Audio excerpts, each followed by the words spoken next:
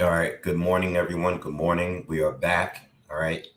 I was trying to get some sleep, but I could help but to jump back on. I woke up in my bed and I pulled my phone and I just started looking for more interviews, all right, specifically from Team Wilder. All right. I was able to stumble upon a Malik Scott video, an interview with ES News. All right. Shout out to ES News channel. All right. He did an exclusive interview with Malik Scott. And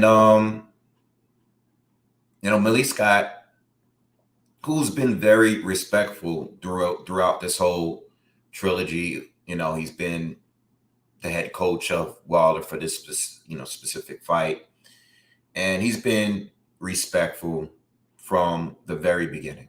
All right. And he basically told us that he respect Fury for the win. He respect Javon Sugar Hill, that which we already knew. You can tell in that press conference they have a lot of mutual respect for each other. In the Crunk Gym, he was able to say that Wilder is okay.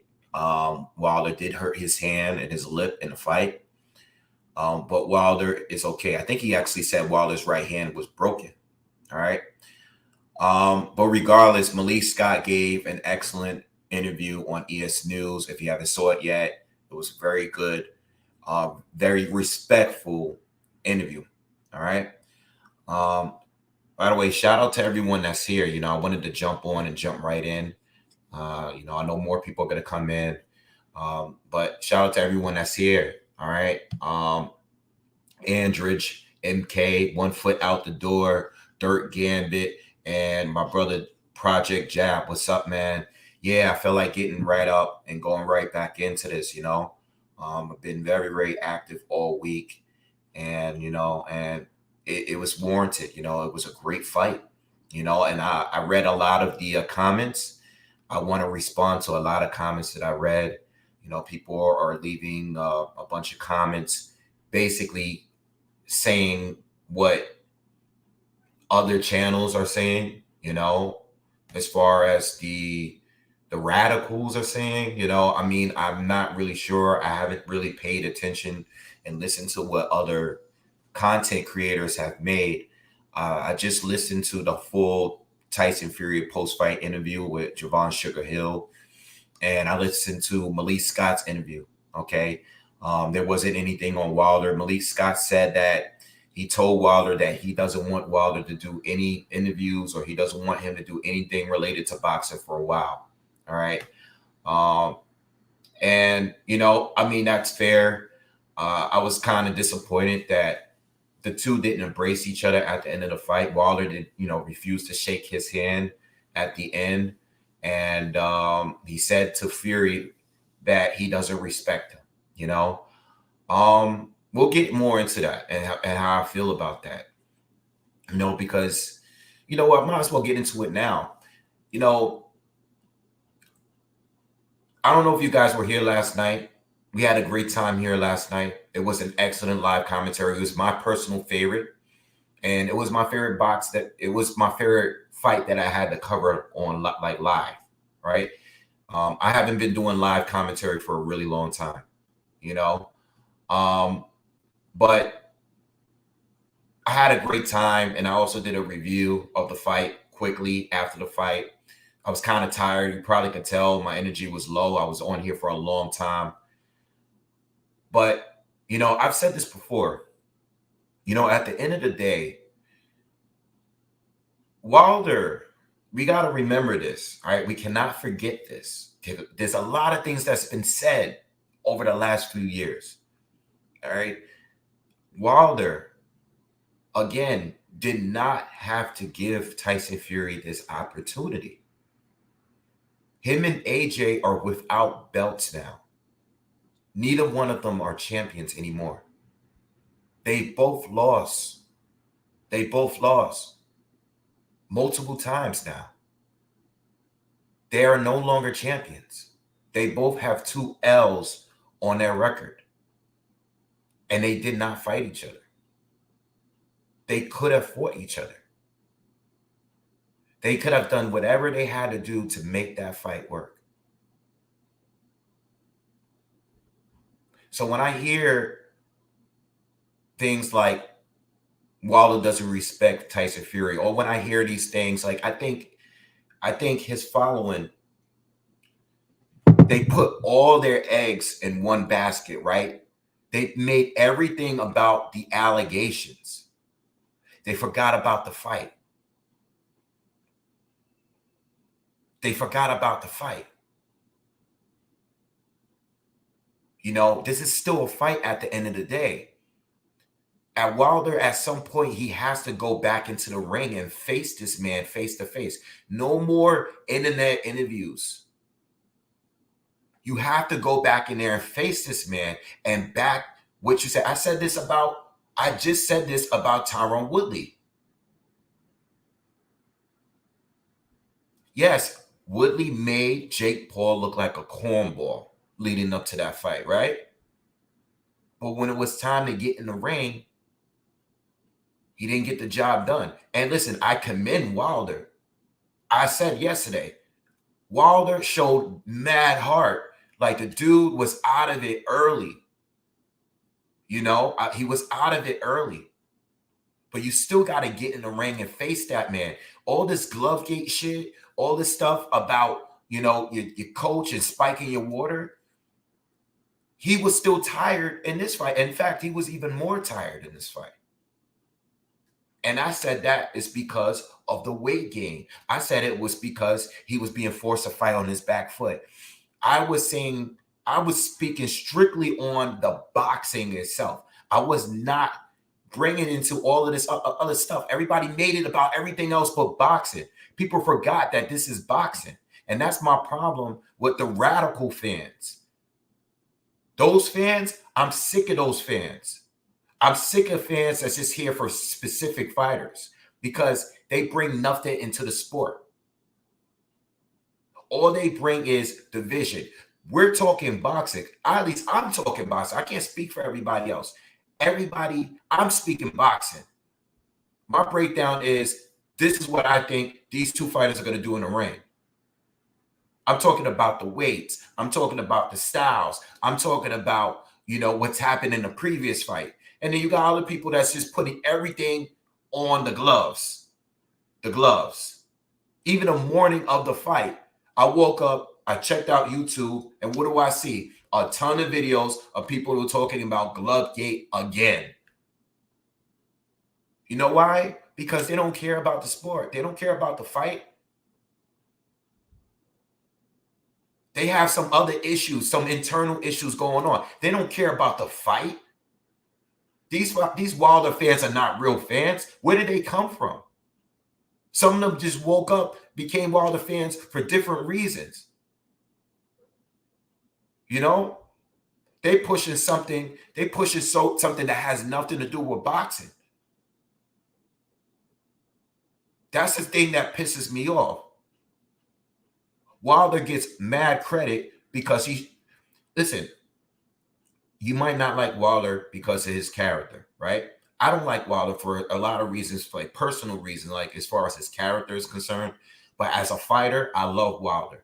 As a fighter, I love Wilder, right? When he goes into the ring, I love watching him fight because he was able to do things that without bringing all the skills and the techniques that fighters from the history of this sport, the heavyweights from the history, he didn't have that, right?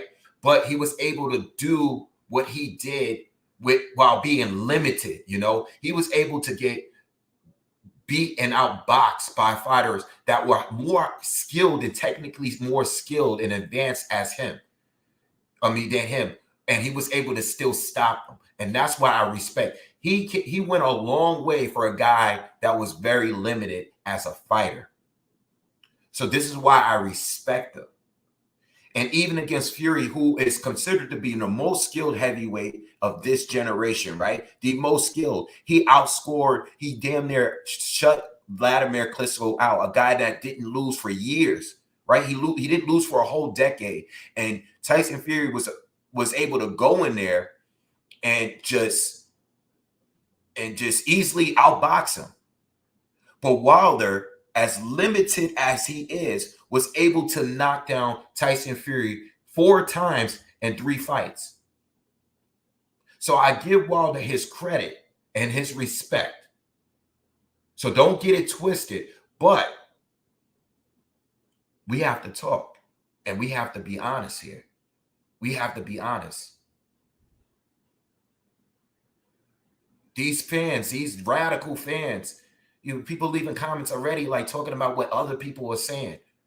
I'm not really concerned with what clowns are saying. I don't care.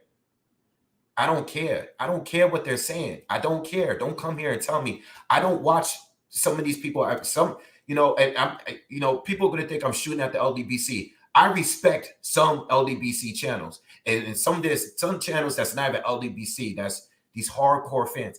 I'm not talking about them. I respect some channels in the LDBC. All right, but some of them came out of nowhere. Some of them came out of nowhere and started pushing different agendas that had nothing to do with boxing. I never saw some of these guys break down any specific things that was boxing related. It was just all like diva shit. Like they never broke down nothing. They just talking garbage. And the fight became about that. And we totally escaped reality. We forgot that this is a fight. That's my point. That's my stance. We forgot. A lot of people forgot that this is a fight. This is a fight. These guys got to fight each other at some point. And it happened last night. Unfortunately for Wilder, it wasn't his night. But he still did good. He hurt Fury. He almost won. But at the end of the day, Fury's a better fighter. He's better than Deontay Wilder. It is what it is. It is what it is. He's better than Wilder. And you know what? Let me make something straight. Let me make something clear too. A lot of this stuff is internet stuff. Okay. There are a lot of boxing fans that are not aware that there's a war on YouTube or Twitter or whatever social media handle you use. A lot of people are not aware of these things. I went to the barbershop last week. I was getting my cut, earlier in the week or midweek last week in the middle of Harlem. I'm in a barbershop in the middle of Harlem, right? Harlem. And everybody's in the shop like, yeah, I think Fury's going to beat him again. Now, if you're on YouTube and you say that, you get called all kind of names for thinking that Fury is going to win the fight. But in a barbershop in the middle of Harlem, everybody's in a barbershop like, yo, Fury's going to beat him again.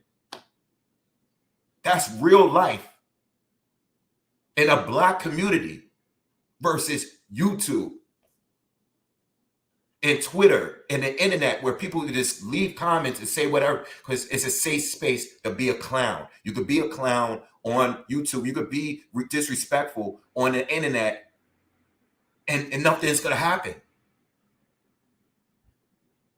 But in real life, there are people that are watching these fights and they just have an opinion. It's just a prediction. Who do you think is going to win? In person, who do you think is going to win? I think Wilder's going to pull it off. Now, you know what? Fury won twice already, he won the last one. I think Fury's going to win this one again. It's all it is. But on YouTube, it's so many other things. We're talking race. We're talking gloves. We're talking trainers. We're talking, we're talking cheating and allegations, PEDs. We're talking a bunch of stuff that a lot of people don't even know about outside of this internet thing. The internet is totally different. People talk about this fight in a totally different, it's different in person. And this is why I ignore people.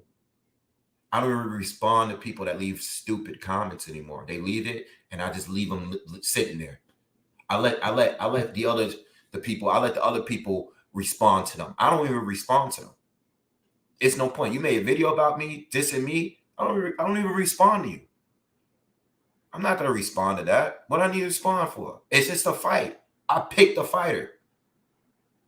I picked Wilder to win the first 2 fights. So when people attack, you're attacking not just me, but you're attacking well-respected channels. Let's not even talk about YouTubers. These radical fans were attacking actual boxers for having an opinion. I just saw Jamal Herring say that he's picking Fury to win. And, people were in his comments calling him all kind of coons. This was just yesterday. We're talking like him, Ward. It's a long list of fighters, black fighters specifically, that just said, I think Fury's going to win. And these guys were attacked. What is that? What's going on here? What's happening? And this is why I say, for him to say that he doesn't have respect for Fury, Fury gave us a classic trilogy. You got to understand, if it wasn't for Fury, there would have been no classic trilogy. You gave him the opportunity, though. I'm going to keep saying that. You gave him the opportunity. You gave it to him. When the first fight was a draw, you didn't have to fight him again. He wasn't your mandatory. You did not have to fight him again. Fury walked away from you, went to ESPN, and fought 2 other guys. How do you not respect him? You gave him the opportunity twice. You didn't have to fight that man. His glove allegations from his past were already out. His wild boar meat, that was already out.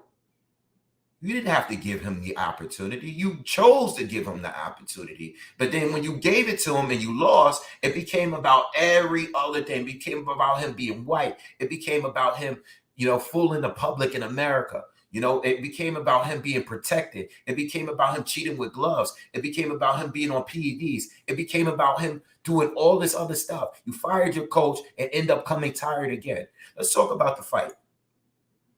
I just had to get that out there because I had to remind people what's going on here, because people tend to drift off and they get into their feelings. Let's talk about the fight. Amazing fight. Classic fight. My favorite fight that I ever cover live. And I think historically, this is going to be one of the greatest heavyweight fights ever. This is going to go back to being one of those great ones, man. This is my personal favorite one over the past, I would have to say over the past decade. This was my favorite one, right? As far as entertainment, okay? As far as entertainment, this was my favorite one. We saw so much drama. Yes, the 2 guys were big. They were slow. They were tired. They were leaning on each other. It was crazy. But you know what? Off the entertainment factor, I did not know how this fight was going to end. I was watching it. I had no idea how it was going to end. Wilder get hurt. He gets hit with a right hand. He gets dropped. Fury, he's pounding on Wilder, right? Wilder lands a clean right hook. A short right hand right down the middle. Fury is down, but he is hurt. Fury gets back up, and he's still out of it from the first knockdown. He gets knocked down again, and then Wilder, he's taking the advantage. Now he's the one that's pushing forward, but he's tired, and they're both tired. But Wilder is more tired, right? So now Fury is taking control. Okay, we go into the 6th round. Fury is doing his thing. He's clobbering Wilder. Wilder is showing spots and spots. He's landing shots, but he's not getting that full connection. And then he kind of goes back into the old Wilder, and he's just looking for the right hand, because at the end of the day, this is something that we said in a breakdown. Plenty, not just me, plenty of people said it. If Wilder is getting tuned up, if he's getting hit, Is he going to go back to his own self? Are you going to still be using those combinations that you were working on in those training videos? Are you going to go to that? Are you going to stick to that? Are you going to stick to using the jab to the body like you was in the first 2 rounds? Or are you going to go back to just looking for that one big right hand Wilder? I mean, I get it. It was working. And I like the fact that his best weapon in this fight was trying to time Fury's right hand with his own, shooting that right hand straight down the middle. I said that in a breakdown. We need straighter shots. We don't need looping shots. We need straight shots right down the middle, because that's what Fury was hurting Wilder with in the first fight or the second fight. We need straight shots, and Wilder was able to connect, but Fury caught on to it. And you can tell. I don't know which round it was, but Fury caught on because he was feigning, and then Wilder he kept jerking. He kept jerking. He was looking for the counter. He was looking for the counter. So once Fury caught on to it, he was being a little bit more cautious on how he drew those right hands. All right. And he just continued to batter, outwork, lean on him. And then in the 10th round, Wilder got dropped again. All right. And in the 11th round, Wilder was shot. Got hit with a big right hand, biggest one so far. It spun Wilder around. It dropped him, and the ref waved it off. All right. And by the way, Malik Scott said in his interview he wasn't mad at the stoppage. All right. Wilder wanted to go out on his shield. He wanted to go out on his shield. And that's what happened. All right. It could have been Fury, but Wilder, it was Wilder. It was Fury's night. Well, Fury won the trilogy. It's over, and we got to move on. But it was a great fight. Tony asked, what does Wilder do now? Who Fury should fight next? Salute to the channel, BoxingWave. Thank you. Appreciate it. And also my man Isn't It leaves thank you for the donation as well. Prime Luvis versus this Fury. From this Fury, your prediction. All right, so we're gonna get on both, and thank you for the donations from both of you guys. I really appreciate it, and I gotta we're gonna talk about all of that. Okay, we're gonna discuss that. All right, this is the thing. When you have some time, everybody that's here in the chat, go watch Usyk and Joshua for a few rounds, or maybe just 2. All right. If Fury is going to fight Usyk, all right, at some point, it's not going to be next. But if they do fight each other, that Fury that won last night can't show up to the Alexander Usyk that beat Joshua. That Fury is not going to be the Fury that beats Usyk. That Wilder, if he is to ever fight Anthony Joshua, it's not going to be the Wilder that beats Anthony Joshua. The both of them chose to come in heavy. All right. It took away from their speed. It took away from their athleticism. It took away from their reflexes. It took away from their defense. It took away from their conditioning. If you watch Usyk and Joshua right after this fight, it looks like Usyk and Joshua, even Joshua, it looks like it's played in fast forward. It looks like the fight is at least 2 times faster than Joshua and Fury. So I know that these two decided to put on weight for their fights. I thought it was a mistake from Wilder. I'll get to that in a minute because I do want to talk about that. But do me that favor. If you don't believe me, you don't have to believe me. But do me that favor at least. Just watch a highlight video of Joshua and Usyk. It looks like the fight is happening in 2 times the speed. Because the guys are that quick and that mobile. I was listening to Malik Scott. All right. And I'm not trying to discredit him in any way because he has a great amount of boxing knowledge and experience. But he was saying that if Wilder or if Fury was to fight Usyk, what if Fury leaned on Usyk with his size? And I said, no, Usyk, he wouldn't be leaning on Usyk. Usyk is a machine. Usyk is going to be constantly moving. He's going to be beating you with speed. He's going to be countering you and moving. He's going to be pushing off on you. His cardio is insane. So he might not be as big, but this is what I agree. I mean, this is what I was saying about Wilder coming in heavy. Wilder gave away his advantage by gaining so much weight in both fights. In both fights. I said this before the fights. Him gaining weight was a disadvantage. He weighed too much. You want to be light. You want to be quick. You're going to be powerful anyway. You was able to drop Fury twice, weighing 212 pounds. So why do you feel you need to move up to 238 to be big like Fury? Fury will never be big like Fury. You'll never be big like Fury. You gave away your advantage. You were supposed to let Fury move up and become slower so you can take advantage of his lack of speed, his lack of defense. Wilder should have came down while Fury went up like he did in the second match in the 270s. Wilder should have came down. 231 or 230, whatever he was in a rematch, he should have came down. I'm going to focus on being lighter. And now I'm going to be popping these jabs. But you know what? I could throw more jabs. I could throw more right hands. I could fight for a longer period of time. My stamina is better. It's been proven for 2 fights straight that Wilder can't maintain the extra weight. I know he was blaming it on, and you know, I know him and his hardcore fans. And again, thank you again for the soccer training. I'm in the mood right now. I'm just trying to talk, but thank you for the donation. All right. You know, people keep talking about the Spike Water, how Wilder didn't look good. Wilder didn't look good because he's fighting at a weight that he's not used to fighting at. He didn't prepare himself to fight at these heavier weights, okay? He never weighed that much before fighting Fury in a rematch. He never weighed that much before fighting Fury in a third fight. He went right after having a 19-month layoff to fighting Fury at his heaviest weight at 36 years old. That was not a smart plan. You gave away the advantage that you had. You should have never weighed that much.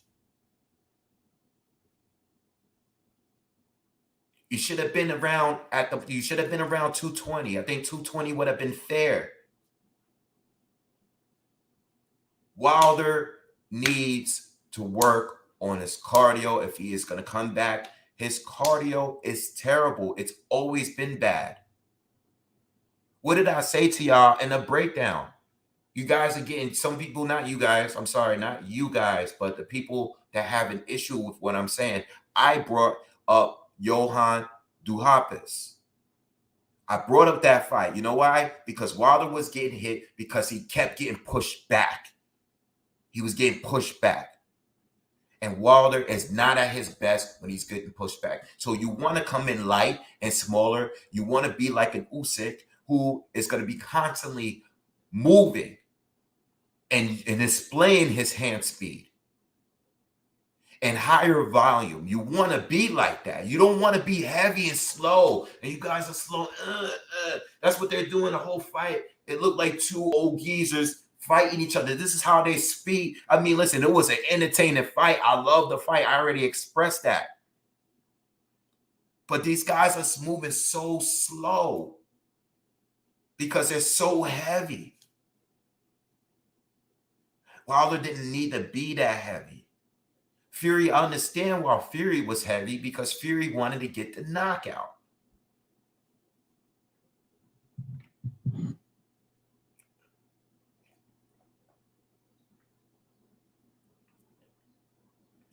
Wilder has made it this far not because of size, because of speed and power. He's an athlete. That's what made him get to this point to even meet a guy like Tyson Fury in the ring. He gave that up. Him and his coach, They abandoned what Wilder is. They try to make Wilder someone he's not. You get me? That's why he lost. Now, he might have lost anyway, because I don't want to take anything away from Fury. Fury is the one that got the job done. Fury's preparation was better. See, in the first fight, they were both lighter. So Fury was able to display his defense. He was slick, his reflexes, pop, his jab, his 1-2 was quicker. Wilder, on the other hand, his hands were quicker as well. They both were not supposed to move it. You're not supposed to move up in weight with the bigger guy. I just don't know. I don't understand. How do you think being muscular makes you compete better in a boxing match? It's never happened that way before. Even Joshua, who's very muscular, what did he do to compete better? Lost the weight, laid off the muscles to box better. He didn't gain more weight. He lost it because he was too muscular. I know he lost to Usyk, but he lost to Usyk because of the wrong game plan.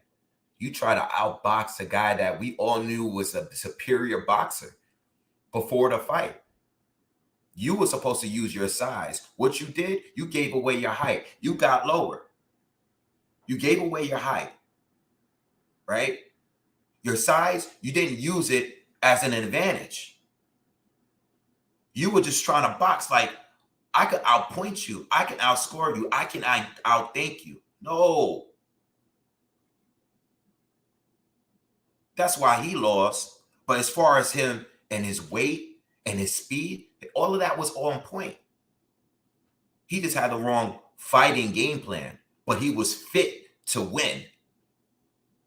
You know?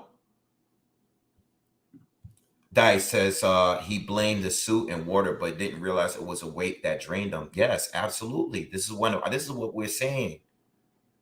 This is what we're saying, man. You know, let's make sense. Yo, let's have real boxing conversation. Real conversation. All right. Let's talk about the sport. Let's talk about the styles. Let's talk about the weight. Let's talk about like the planning, the tactics that these fighters use. Let's not sit here and talk about the bullshit all day long. Anybody could come around and do it. That's easy. It's too easy to do that. You think I can't do that? I can make 1 million videos right now just talking about, I don't know, like what Wilder and the issues he's had leading up to this fight. Like, I can do that. It's so easy. You know? Slide encounter says facts. You have to be lean to use your agility and give your fluidity and your reflexes better time to react to speed. Yes, absolutely. And this is what I'm saying. I thought I was expecting Wilder to be more agile in this fight. When I saw him at the weigh-in, I was shocked because I wasn't expecting that. You know, I expected Wilder to come in less than he did in the first fight. I was thinking maybe like a 225, you know. 225 was the number in my head, you know. I knew he wasn't going to be 212, but you know, I thought he was going to be like 225 maybe, you know, maybe less, but not that much less than the first or the second fight. And, you know, with all that training he did, I was expecting Wilder. This is what I was expecting. I thought the game plan, well, I thought not, let me say not I thought, but I thought the game plan should have been, all right, I want to be more agile. I want to work on my cardio. I'm going to start doing road work, right? Work on my cardio. I want to be more aggressive, which he was, but I want to be able to fight aggressively for 12 rounds, you know. But I do want to be strong. You know, I don't want to be as low as 212, but I want to be able to outwork Fury as far as volume, you know, and as far as speed. You know, Fury's a good boxer, but he gave defense away a little bit when he started to gain the weight. You know, he wasn't as agile as he was in the first fight with Wilder. So I'm thinking that Wilder is coming with a different game plan to counter what Fury brought in the second fight. He's staying with Javon Sugar Hill. You know that he's trying to get a knockout. So you want to be lighter and quicker. Pop, pop, and move. You know, land your shots and keep moving. Accumulate points while you're accumulating damage on your opponent. But that's not what we got. We got a guy that was actually trying to match what Fury was doing to him.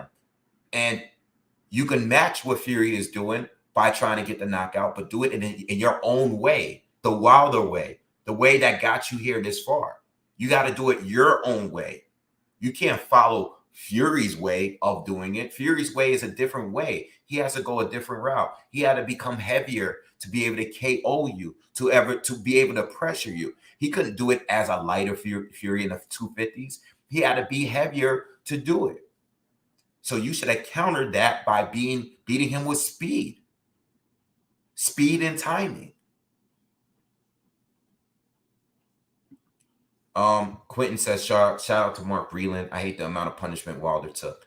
You know, I mean, big shout out to Mark Breland, man. And again, like I said, I'm not in the camp. I don't believe that he would spike somebody's water, but again, there's nothing that I saw in this fight that was different from the second fight. Wilder did better, which was expected. All of this stuff that I said it before the fight. I said Wilder will do better in this rematch. This trilogy. I thought he would still lose, but I thought he would do better, and he did do better. But at the end of the day, he was still gassed. Dice says the first fight was his best performance, but something about the first one made him feel like he needed more weight. Maybe all Fury's leaning. The Fury's leaning in the first fight wasn't there. I think Wilder wanted to gain weight because, camps get wind of what other camps are doing, and I think he probably knew that Fury was going to come in huge. Fury wanted to put that power down, and he wanted to be able to take more power from, take more shots from from Wilder, and I think that's what it was, and I think it was the wrong game plan, man. I think you are going to be smaller no matter what, but you want to be able to be agile. That's what you're known for. That is what you're known for. You got to work on cardio. Usyk would not be as good as he is if it wasn't for his cardio. You know what makes Usyk great? His cardio. Listen, he's an amazing fighter, right? His technical ability is off the charts, but it's his cardio. He can fight the same way for 12 rounds straight as a heavyweight. 12 rounds, he's giving you that. Shout out to Jaron Anderson for the win. All right, for the young kid. Hopefully he can become a future American heavyweight champion. He's slimmed down. He's slimming down. He was the lightest he's been in his professional career. He's 6'4". He's not the biggest heavyweight. He's not a super heavyweight size, but he has a speed advantage. He has a speed advantage over his opponents. And that's what he's working on. You want to be able to outwork your opponents off speed and being agile and volume. You want to keep working. I'm going to keep throwing punches at your body all night long. Jared Anderson, the young heavyweight. Wilder gave that advantage away. That's probably part of the reason why he lost. Now, moving forward, let's talk about the future of these guys.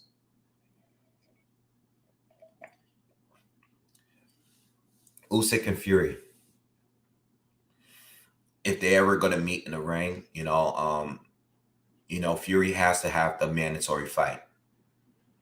I'm hoping it's against Dillian White. You know, we already see Fury beat Ado Wallin, you know, but he's gonna have that fight. But let's talk Usyk.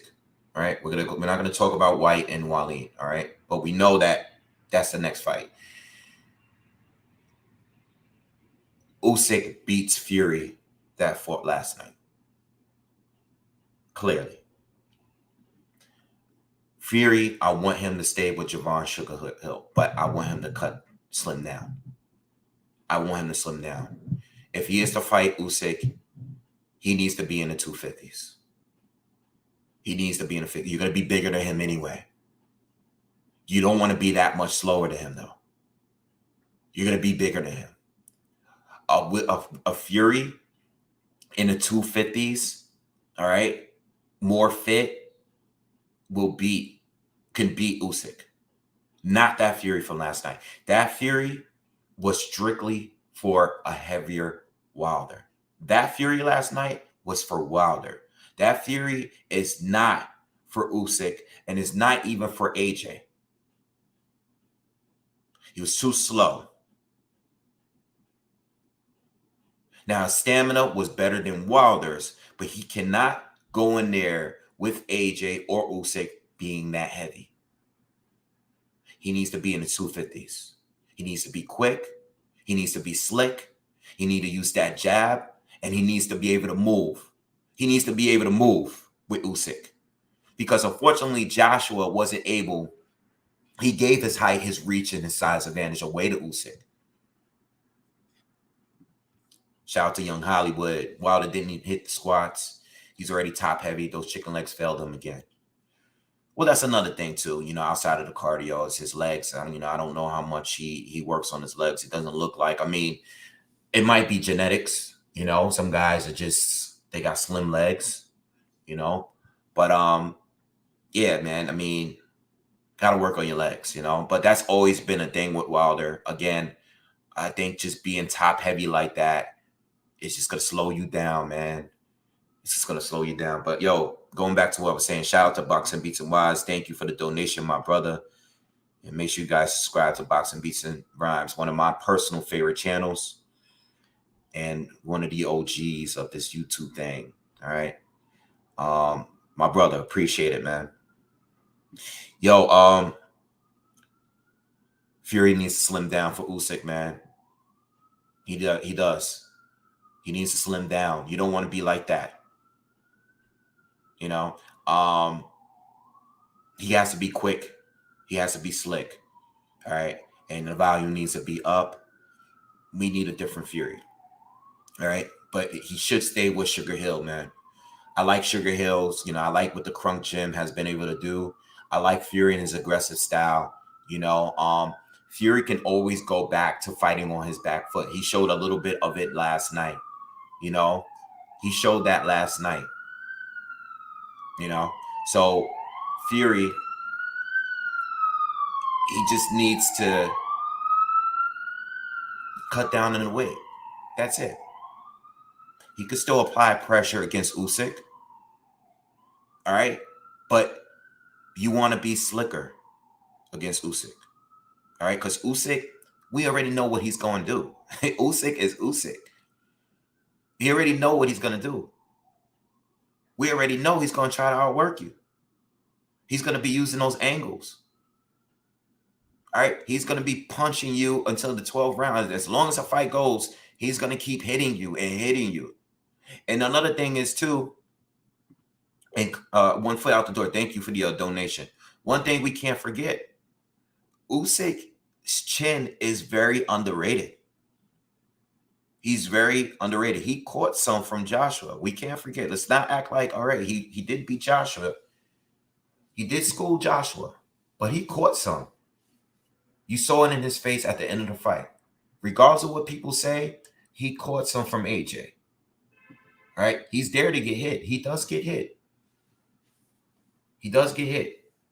But you got to respect that he's able to move up. He fought the top guys at cruiserweight, took their shots, moved up. And he's still catching big shots from heavyweights without going down.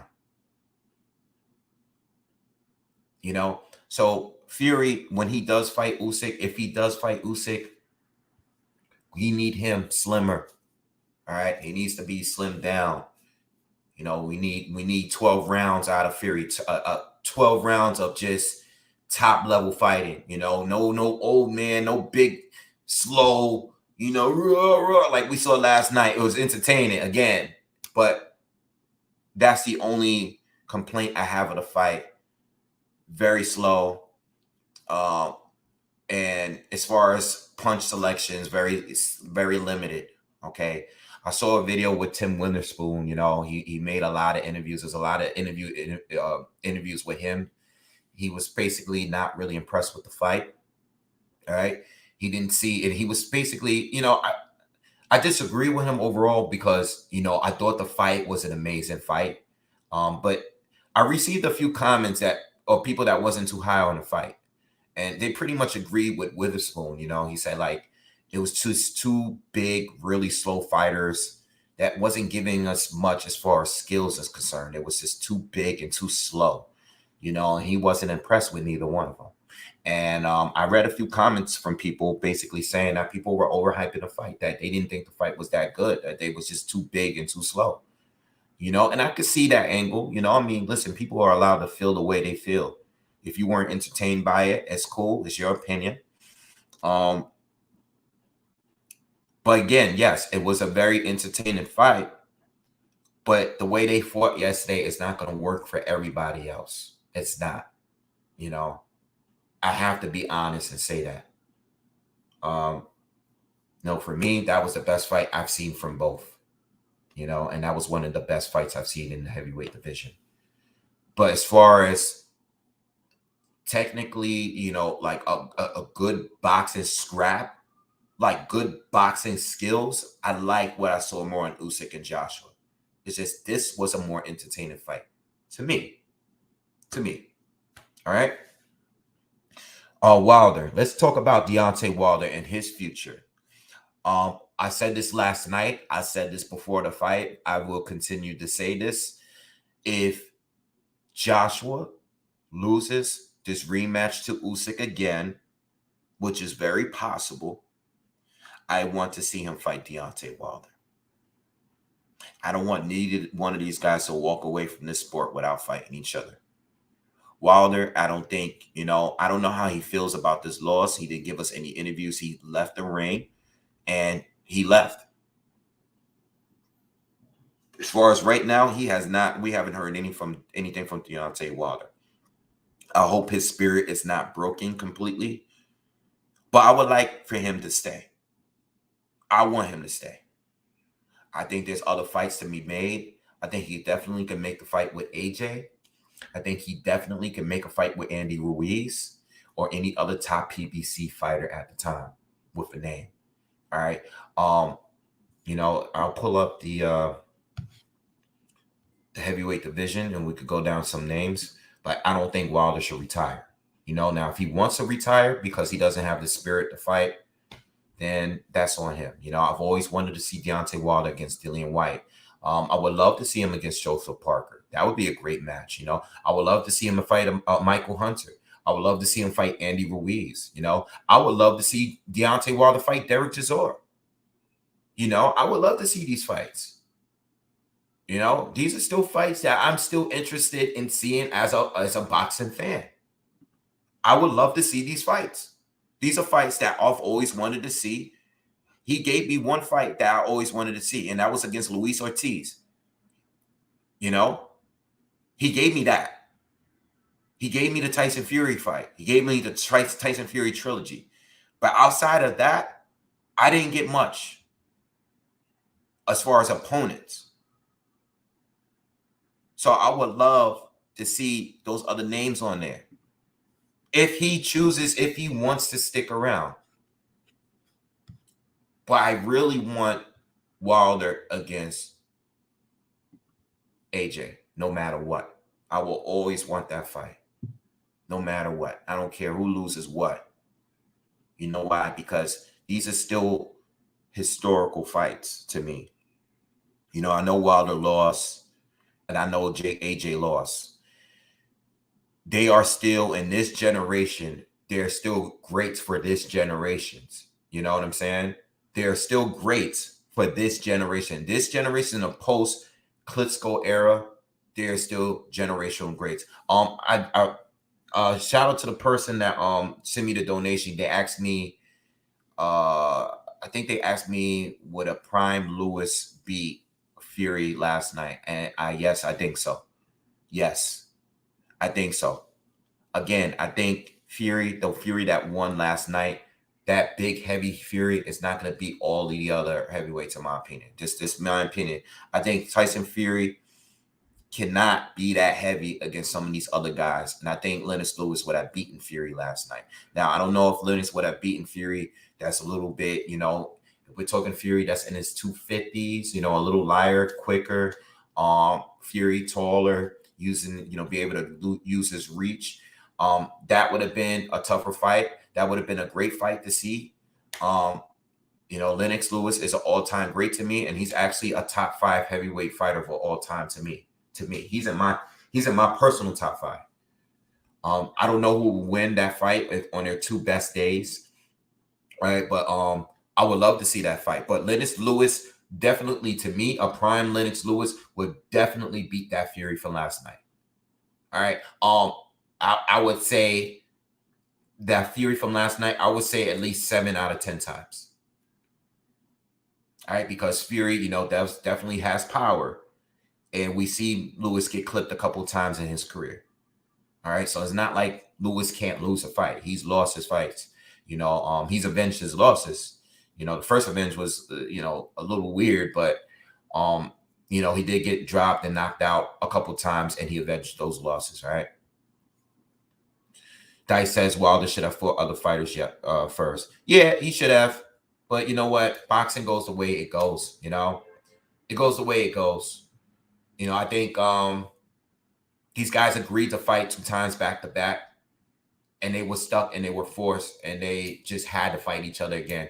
Unfortunately, the 2 of them did not have any fights in between, All right? They were contracted to fight each other. They had to fight each other.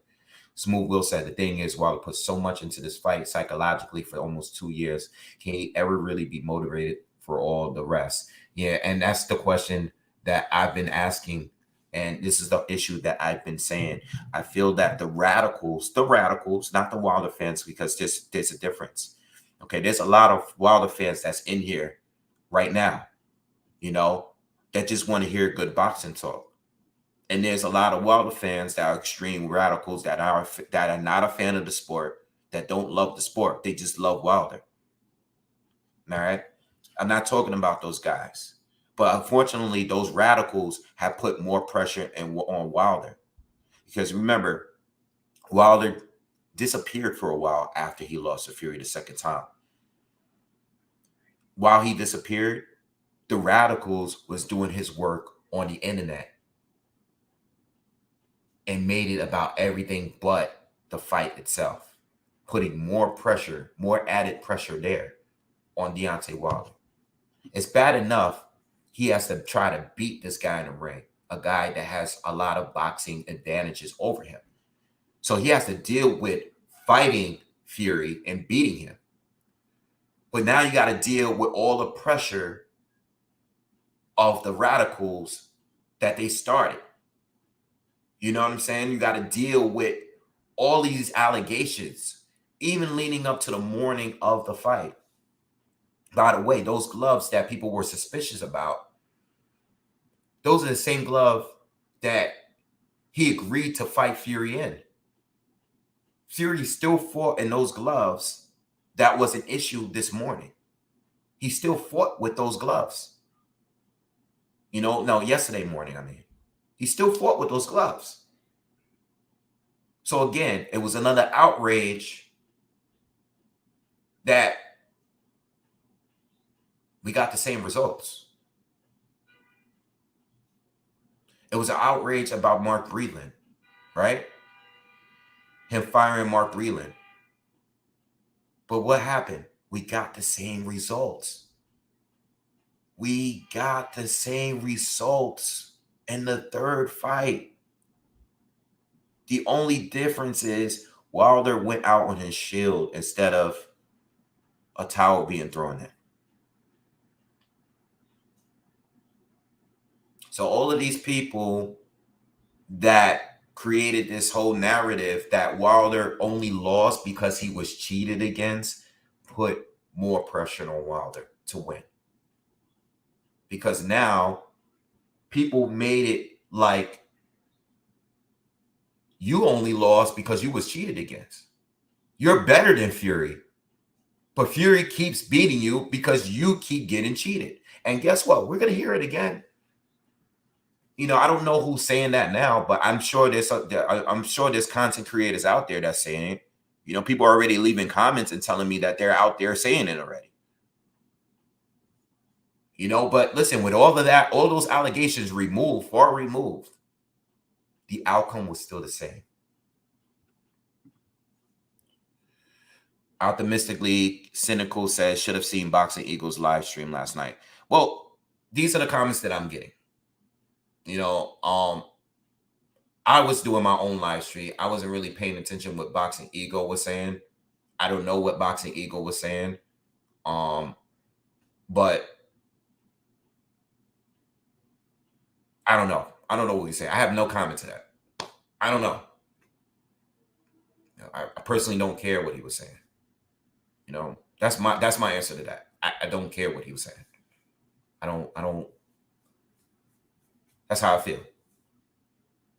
That's my response to that. All right. But yeah, the outcome was the same. The outcome was, it's the same. So, Wilder, saying if he doesn't listen, if he's gonna retire, again, he's accomplished a lot. When we're talking ATGs, I would like to see more for him to start having that conversation of him being an ATG, an all-time great. You know, there's a long list of all-time great heavyweights. There's a long list, a very long list. All right. We can't just include him based on those title defenses. All right. I know he had a lot of title defenses, but the people he defended his title against, it's a little shaky. They're not really all that good. You know, and the best person that he beat, Ortiz, who I love. I love Luis Ortiz. But we got to admit, Luis Ortiz did fail 2 drug tests in his career. Two.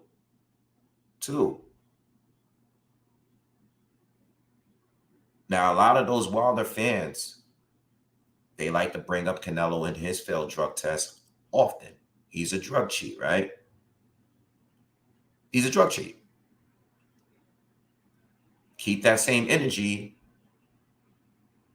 towards the guy that's the best fighter on Wilder's resume as far as his win. You know, Sid Dave says, is Fury one of the greatest heavyweights ever? He beats Ali, Foreman, Lennox, Mike Tyson, in my view. Would like to hear your view. I don't think he's the greatest heavyweight ever. Okay. I think he's the greatest of this generation.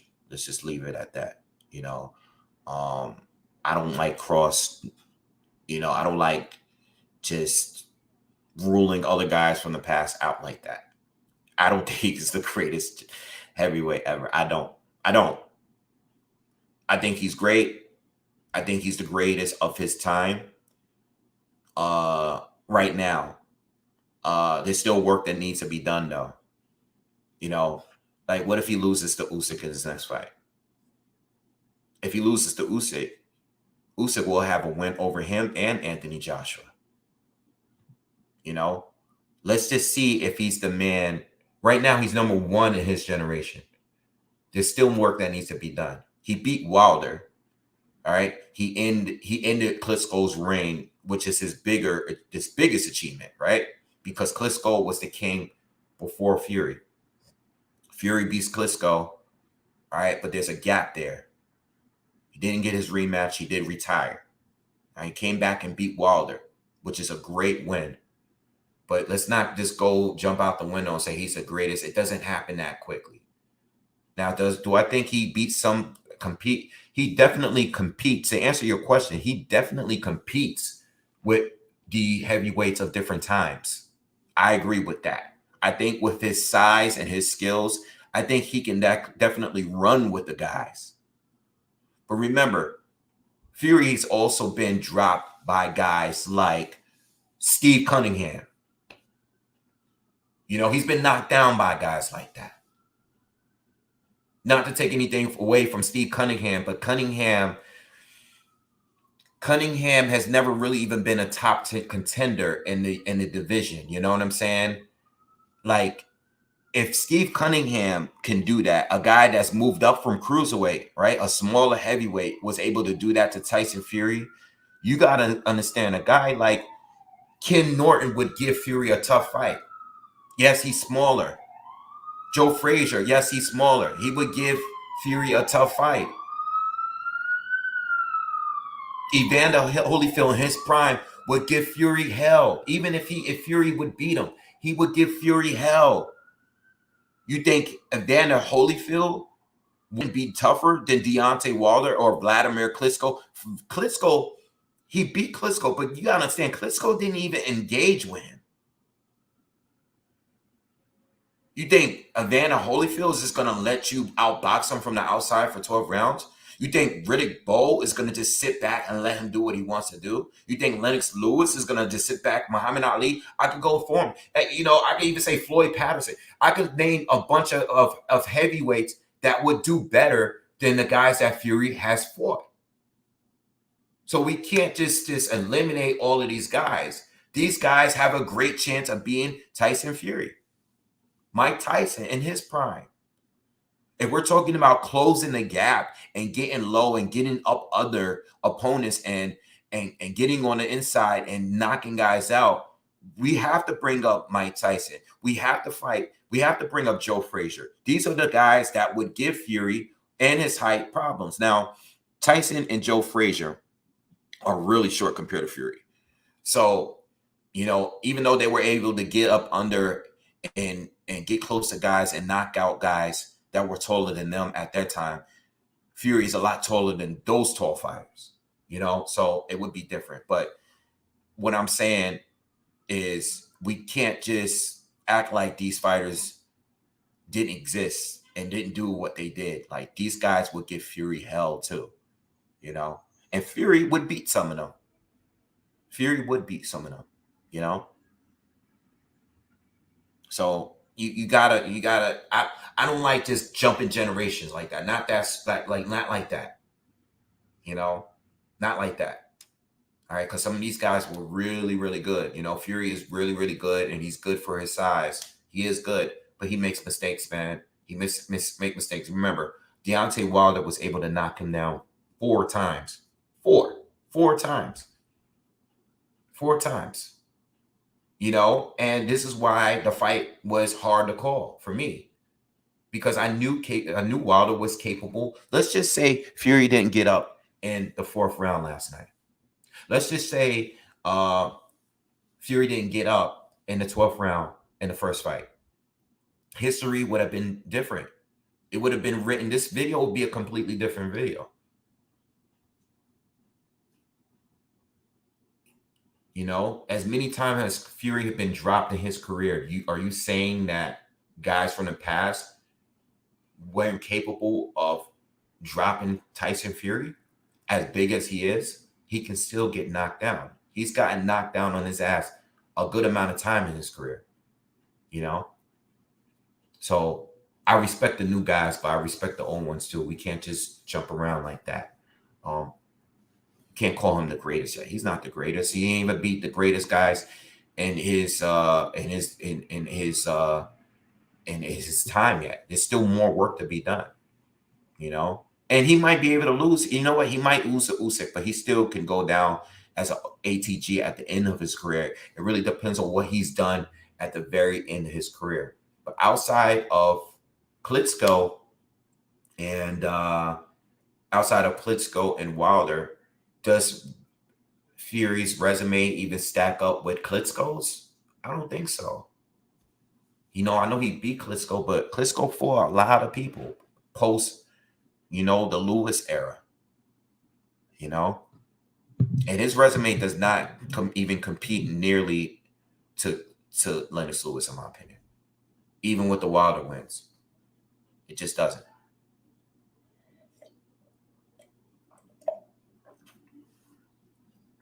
LG will ask, what are my thoughts on Frank Sanchez? He's a real threat, man. He's a real threat, and he's a threat to a lot of these guys I just named momentarily. Frank Sanchez can really, really box. He schooled F.A. Ajagba last night. I gave, I think Ajagba only won 2 rounds tops. All right, but I would like to see Frank Sanchez against, I want to be realistic here because I don't expect him to go straight to the very, very top. But I would like to see a Frank Sanchez fight a Michael Hunter, a Derek Chisora. I would love to see a Joe Joyce fight, a Luis Ortiz fight. They could have a nice Cuban battle there. That would be a good fight. Otto Wallin is already tied up with he's tied up to fight Dillian White. He's scheduled to fight Dillian White soon. A Robert Helenius fight would be a good fight for him. Tony Yoka would be good. All right. Martin Bacoli would be a good fight. Daniel Dubois. I would expect him to be Carlos Takam. Wouldn't really care to see that. Wouldn't care to see him fight Brazil. But yeah, all of those guys I just named would be good matchups for him. Philip Hrgovic, Hrgovic would be a good fight. That would be a great fight. They're both undefeated. And, I see Frank Sanchez being one of those guys that people are not really trying to fight. I like Frank Sanchez, man, and I want to see more of him. And even F.A. Ajagba, it's not over. Keep working. You're still in your 20s. It's still more work to be done, man. You just got to keep improving. That's all.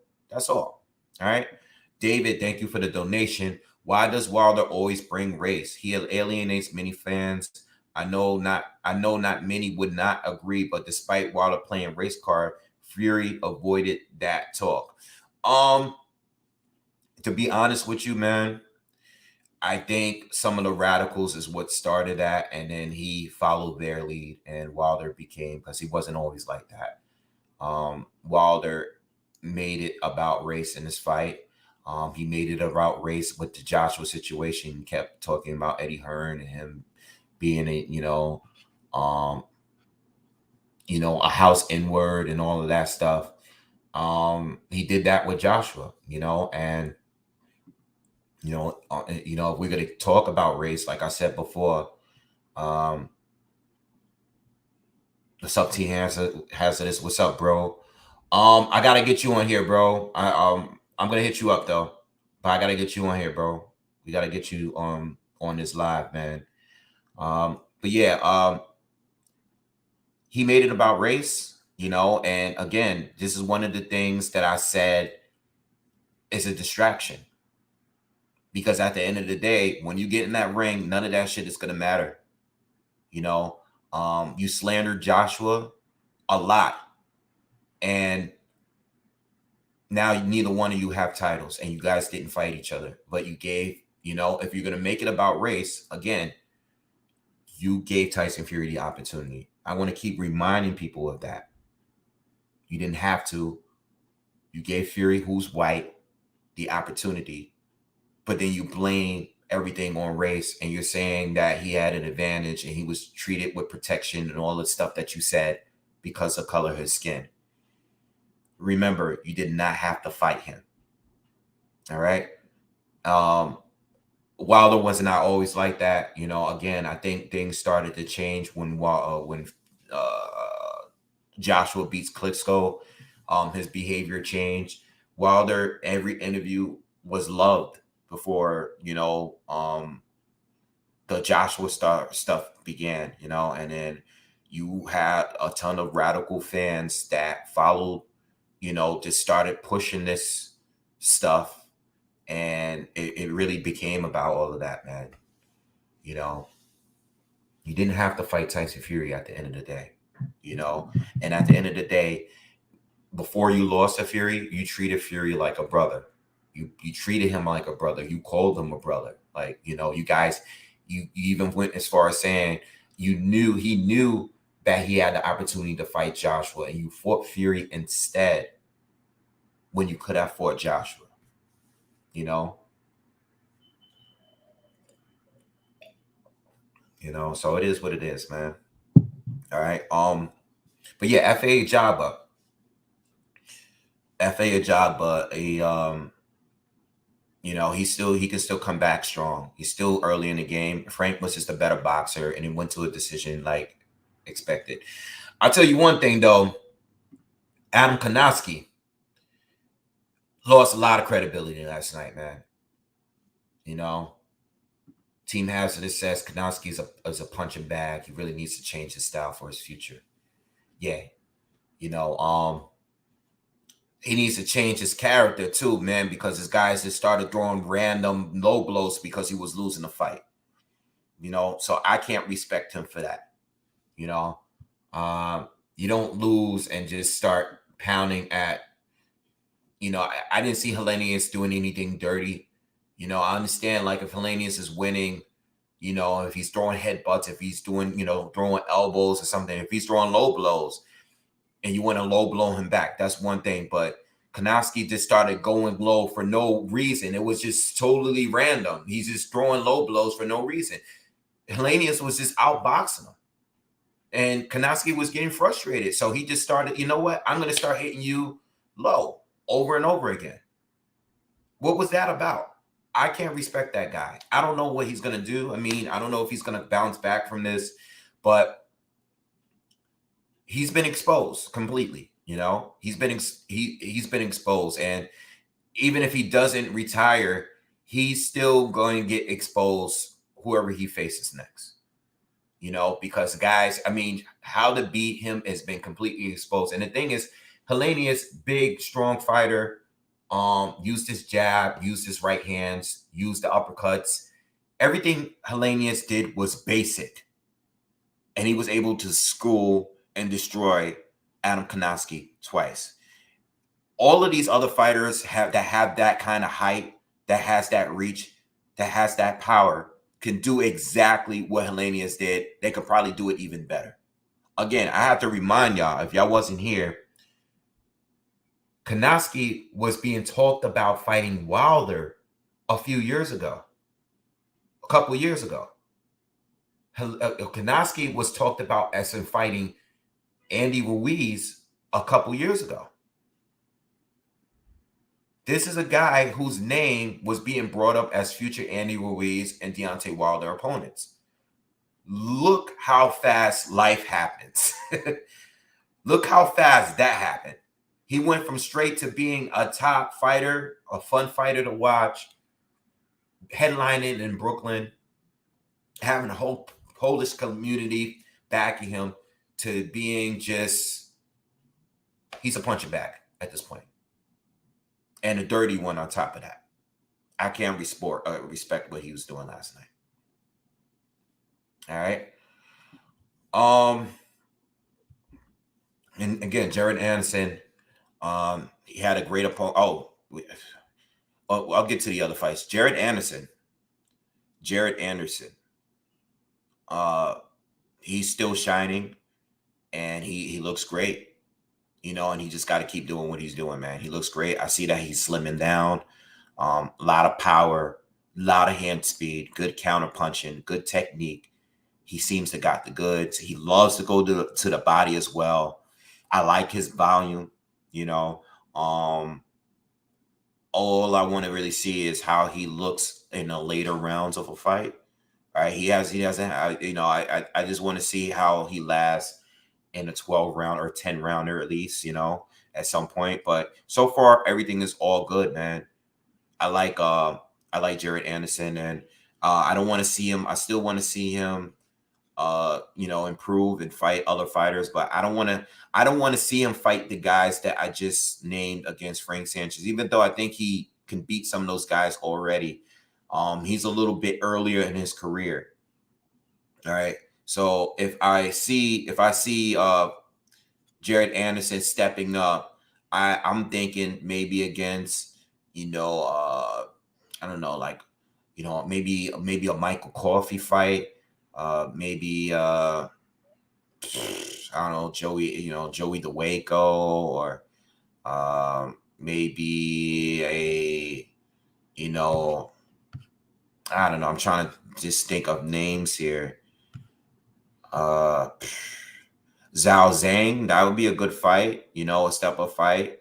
I wouldn't want to see him fight anyone above like a Carlos Takam at this point. I just think it's just too soon. I just want to see him keep mixing them up with guys that have different styles that can make him improve as a fighter. All right. I think Wallin and White is a real fight, by the way. Yeah. I think that's a real fight. I did a video on it already. That is a fight that I'm expecting White to win, but I think it's possible for him to lose by being outboxed and outscored. White has to be aggressive, but he has to be smart. We need smart pressure for him because Wallin is a very good boxer. He's proven that in a couple fights at this point. And that is a fight that if White is not on his A game, he can lose. But I'm expecting a win from Dillian White. I'm expecting a decision win. All right. Wallin's shown toughness. He showed good boxing. But let's get back to the fights on this card. Edgar Berlanga had a tough fight last night, okay, against Caceres. Gets dropped late in the fight. Caceres, I actually gave Caceres about 3 rounds in that fight. Berlanga, as far as his boxing ability, we all know that he's had power. But as he stepped up in his last fight against Nicholson, who was boxing well against him in his last fight, went to a decision. Then he fought Caceres last night, bruised Caceres up, closed his eye, but caught a big shot, got dropped, and got rocked a few times in that fight. We still need to see more skills from Berlanga, all right? I don't think Berlanga is moving as quickly as a Jared Anderson that I just named, all right? Jared Anderson, who has less professional fights, is moving at a better speed than Berlanga. Berlanga is very questionable to me still, all right? And I want to see him work more, all right? He's with Andre Rozier, a lot of, very respectable trainer here in New York, but we need to see more work for him. He needs to improve on his feints, his jab, his setups. His defense, all right? His defense looks kind of suspect to me, all right? He needs to work on things, man. And if he can't get it together with Andre Rozier, I don't know what else to tell you. Maybe at some point he needs to bring some new people in the camp because, with these amount of fights and as he steps up, it's going to be harder to knock guys out because guys have better chins as you step up in opposition, and they're not going to just go down so easily. All right, so Berlanga needs to definitely step up, his boxing ability here. He needs to work on some things for sure. The defense, the setups. He needs to know how to cut the ring. His feet. You need to work on his feet. There's still room for improvement, but there's still a lot of unknowns. He's very questionable at this point. Very questionable. I want to see more though. All right, he's only 24 years old, so he has time to improve. But right now, he's making those 16 knockouts look like anybody could have done them. And I've said this before. Benavidez, who's the same age, is much further along in his career, has been boxing professionally much longer, and he's fought better fighters, and he stopped guys. He stopped Anthony Durrell already. He's already stopped Anthony Durrell a few years ago, and they're the same age. So I want to see you stop guys like that. If you can't stop guys like Nicholson or Caceres, but guy like, David Benavidez can stop guys like Anthony Durrell already, that just goes to show there's levels when it comes to knockout power. Benavidez could have stopped every single guy the same way you stopped them if he chose to. All right, so no more knockouts. Improve on the boxing technique. That's what he needs to work on. All right. And the biggest disappointment and the biggest upset of last night, Julian J. Rock Williams returns and loses by decision. All right, to I think his name was Vladimir Hernandez.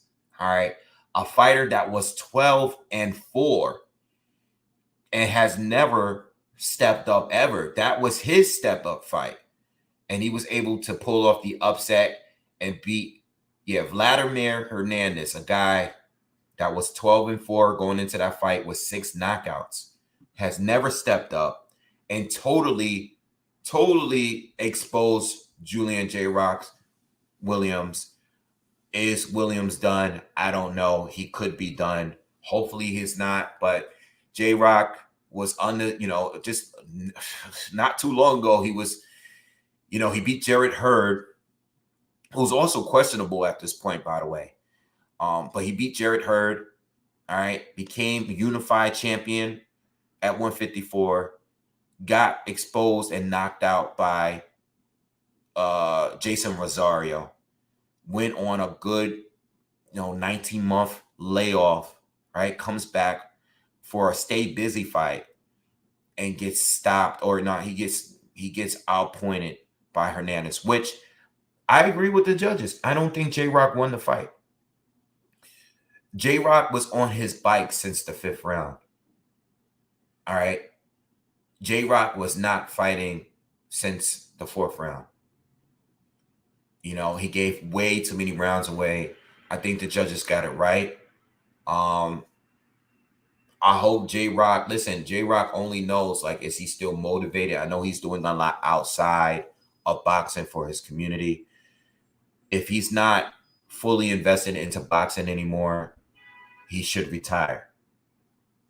All right. If he still wants to come back and become a champion again, I would like him to get on a card immediately. I've been saying this. Keep jumping on cards. Try to get onto the next card. And let's get back into it, man. J-Rock, if you're going to fight, if you're going to stay in the sport, get right back into it. Get fit. Get your cardio together, because you looked terrible last night. I know you was rusty, and it showed early that you was rusty. But once you was gassed by the 4th round and this guy was outworking you completely, you looked a mess, and you could not compete with this guy. This guy was completely outworking you, and he was a complete D-level fighter, All right, but I thought Hernandez did more work in the fight, and I think he edged the fight. I think, I don't think I officially scored it, but I'm thinking more like a 6-4. It could have been 5-5, but I think Hernandez won his rounds a lot more clear than J-Rock, All right. I just think overall the fight, Hernandez won, did more. What's up, Tony? What's going on, Tony? Tony Review said, I've still got to put up a post-fight video. However, this is the best Wilder I've seen. He's not done unless he wants to be. Wilder in a few more fights under Scott could be extremely good. Well, this is my favorite Wilder fight by far. I would have to say the first Tyson Fury fight was up there, and the Luis Ortiz 1 fight was probably my favorite one before this. I can't say this is the best Wilder I've ever seen, though. I have to disagree with you on that. I think this is the most entertaining fight he was involved in. But like I was saying earlier, I think the added weight has made him worse. All right. I think, Wilder needed to be more agile for this fight, quicker, and I think he still needs to improve his cardio. I thought he needed to improve on his cardio even when he was slimmer, but being heavier, he just gassed too early. I think he showed a lot of heart here, but as far as round by round, this was not the best I've seen Wilder. I've seen Wilder much better than this, and I completely disagree with that point. All right, but this was his best entertaining fight. As far as entertainment, yes. But I think Wilder needs to go back to being what Wilder is, you know, and I think he was just doing too much to try to keep up with what Fury was doing as far as adding the weight, you know. I think I still believe that I'm fine with him staying with Malik. All right. I like what Wilder was doing as far as making the use of his jab and having different setups early on in the fight. He was using his hook a lot. He was working on a lot of things, but you know, just like if you look at the first round, the first and second round, and you look at Wilder's lead left hooks, right? They were very cringy because he was just too stiff. So when he was throwing them, it looked slow. He lost so much speed. And I think if he didn't have so much muscle, you know, he would be more fluid, you know, and that's what I think that's a problem I had with Wilder, you know. But I talked about this earlier, you know, even after the weigh-in, I was like a little worried about that. I want Wilder to slim down, but I want a little bit of both. I want him to do what he's been learning with Malik Scott. I also want him to slim down. So I'm not saying that Malik wasn't bringing out the best of him. I just think the game plan of being so heavy was a mistake. So, you know, that's how I see it. Well, you're saying, well, Wilder would have been leaned on. Yeah, and I understand that, but Wilder was still leaned on. You get me? Wilder was still leaned on with the extra weight. He was still leaned on. He was leaned on fight. The thing is, you want to be more agile. You want to be moved. You want to be lighter on your feet. You want to be able to move and step back and get out of the way. You don't want to just sit here and be leaned on. You want to be mobile. You think Usyk, this is what I was saying earlier, you think Usyk is going to let Fury just lean on him? No. No. There were times where Joshua was trying to hold on to Usyk. And Usyk kept pushing off and moving out and stepping out. Usyk is just not going to do that. And this is what I feel Wilder needs to work on. You know, but the heavier you are, the harder it is to do that. He couldn't be able to move. You know? That's my point.